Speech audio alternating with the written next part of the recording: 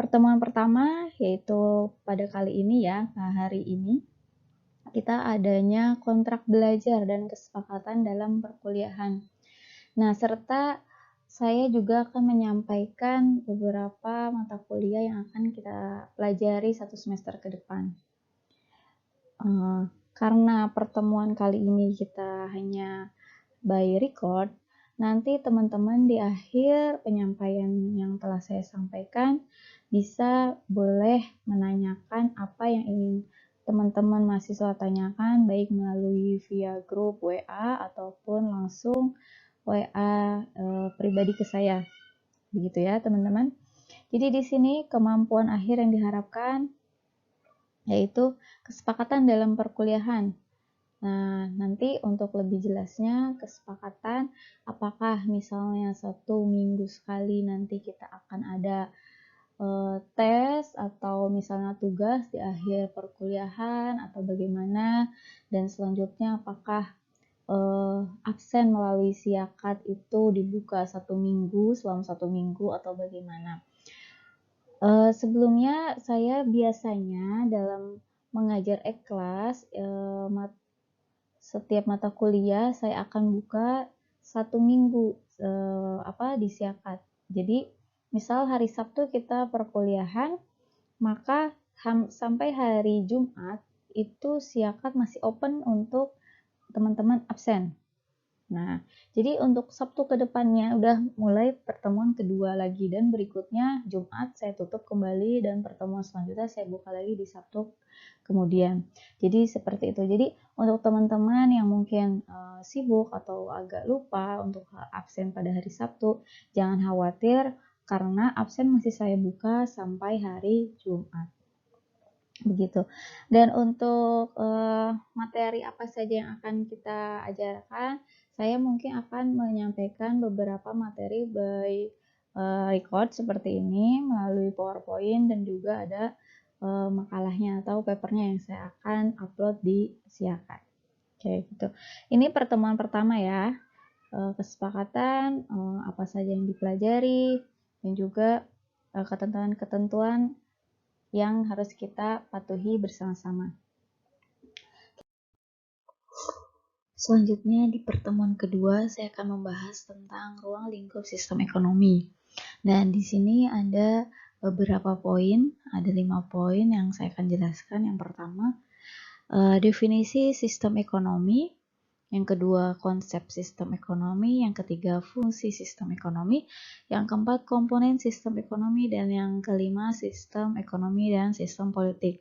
Di sini saya membahas tentang sistem ekonomi secara konvensional, dan selanjutnya di pertemuan ketiga akan saya membahas sistem ekonomi yang perspektif Islam, di mana ada beberapa poin yang saya akan jelaskan. Di sistem ekonomi Islam ini, yang pertama tujuan pembelajaran, pendahuluan masalah pokok ekonomi Islam, karakteristik ekonomi Islam, pilar ekonomi Islam, tujuan ekonomi Islam, nilai-nilai dan dalam ekonomi Islam, serta prinsip dasar ekonomi Islam, gitu ya. Jadi memang judul dari mata kuliah kita adalah sistem ekonomi Islam, tetapi dalam materi yang saya ajarkan akan membahas tentang konvensional dan juga Islamnya. Jadi kita akan mendapatkan dua sisi dari konven dan juga syariah. Selanjutnya di pertemuan keempat kita akan membahas tentang perkembangan sistem ekonomi di Indonesia, di mana ini ada 3 poin. Yang pertama, era baru ekonomi global. Yang kedua, perkembangan sistem ekonomi dengan demokrasi Indonesia. Dan yang ketiga, kebijakan moneter dan fiskal dalam perkembangan sistem ekonomi Indonesia. Di sini saya akan membahas pertemuan keempat lebih kepada real sistem ekonomi yang Indonesia jalankan, yaitu bagaimana dalam membangun sistem ekonominya dan menjalankan kebijakan ekonomi moneter dan fiskal dalam sistem ekonomi di Indonesia. Selanjutnya pertemuan kelima itu ada tentang perubahan struktur ekonomi Indonesia, di mana saya akan membahas tentang rancangan pertumbuhan ekonomi Indonesia, pembangunan ekonomi di Indonesia, pertumbuhan krisis, dan era Orde Baru Ekonomi Indonesia ini antara tahun 97 sampai tahun 2008. Yang mana kita tahu ya, di situ ada resesi pada tahun 97, 98 hingga tahun 2008. Di poin ketiga ada ekonomi Indonesia di tengah krisis 2015. Nah, di sini kita terdampak kembali Indonesia krisis, di mana krisis dunia dan kita pun mengalami krisis juga. Dan yang keempat, pertumbuhan ekonomi global dan krisis kesehatan di tahun 2020, di mana kita tahu di tahun 2020 ini mewabahnya COVID-19, di mana kita yang sudah jatuh tahun 2008, terus 2009, jatuh lagi di 2020, di mana kita sudah mulai bangkit dan jatuh kembali di tahun 2020. Itu akan kita bahas di pertemuan kelima. Selanjutnya di pertemuan ke-6 kita ada UTS, ujian tengah semester. Nah, ujian tengah semester ini soal-soalnya mengenai pertemuan kedua sampai pertemuan kelima yang sudah telah saya sampaikan, baik berupa paper ataupun PowerPoint yang saya sampaikan ke teman-teman semua. Untuk nanti penyampaian tugasnya dalam UTS itu seperti apa, nanti kita diskusikan kembali ya dalam WhatsApp group ataupun nanti bisa di kesempatan selanjutnya. Selanjutnya di pertemuan ke-7 di sini saya akan membahas tentang sistem keuangan dan moneter. Sini sistem keuangan Indonesia, poin pertama, dan yang kedua kebijakan moneter Indonesia. Nah, dua kebijakan ini harus dijalankan untuk menyeimbangkan sistem keuangan, menyeimbangkan sistem ekonomi yang ada di Indonesia. Selanjutnya pertemuan ke-8 ini ada instrumen peran pemerintah dalam kerangka ekonomi Islam, kebijakan fiskal dan moneter syariah. Nah, di sini saya membahas tentang perspektif dari ekonomi syariahnya ya. Dimana ada beberapa poin. Yang pertama, kebijakan fiskal dalam Islam itu seperti apa? Kebijakan fiskal di Indonesia, kebijakan fiskal dalam kerangka ekonomi Islam di Indonesia, kebijakan moneter dalam Islam. Yang kelima, makna, tujuan, dan fungsi kebijakan moneter.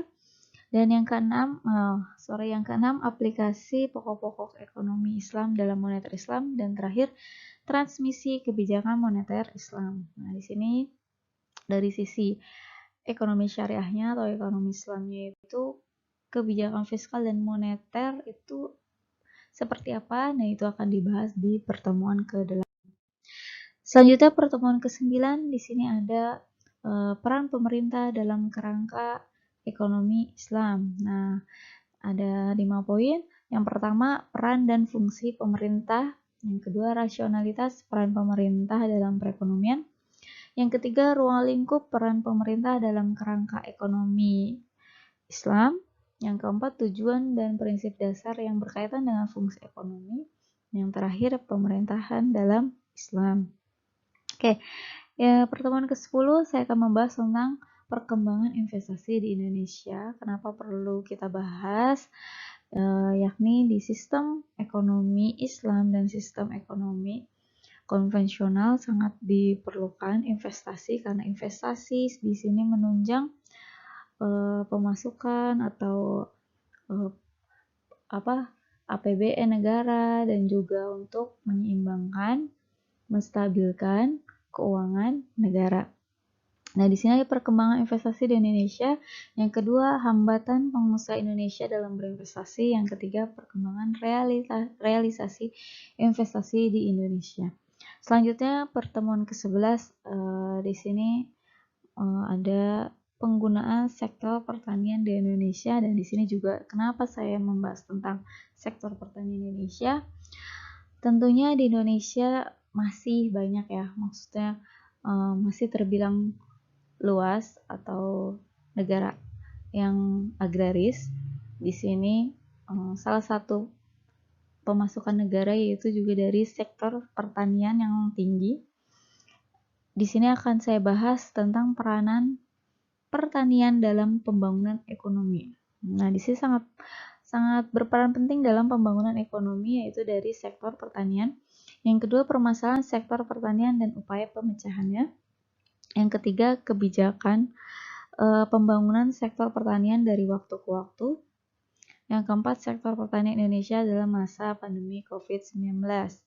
Jadi kita tahu sendiri ya, beberapa sektor industri, sektor pangan, jasa, dan lainnya sangat terdampak di masa pandemi COVID-19, tetapi salah satunya di sektor pertanian di sini sedikit bertahan dengan hasil buminya Indonesia, yaitu pertanian. Makanya dan dari materi ini saya membahas tentang sektor pertanian di Indonesia untuk membangun perekonomian di Indonesia. Baik, pertemuan ke-12 yaitu UAS atau ujian akhir semester. Di sini juga saya akan mengeluarkan soal-soal baik dari pertemuan kedua sampai dengan pertemuan ke-11. Nah, itu juga nanti kita sepakati bentuk tugasnya atau soalnya seperti apa.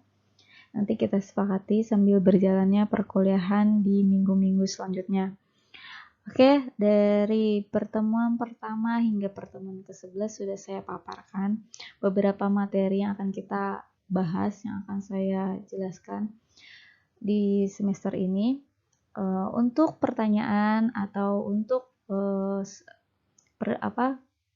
kontrak belajar yang mungkin akan kita sepakati lebih detail lagi, bisa kita diskusikan melalui WhatsApp group yang sudah dibuat oleh teman-teman semua. Di sini saya mohon maaf apabila banyak kekurangan dalam penyampaian materi yang saya sudah sampaikan pada hari ini. Saya mohon maaf. Terima kasih. Saya akhiri. Assalamualaikum warahmatullahi wabarakatuh.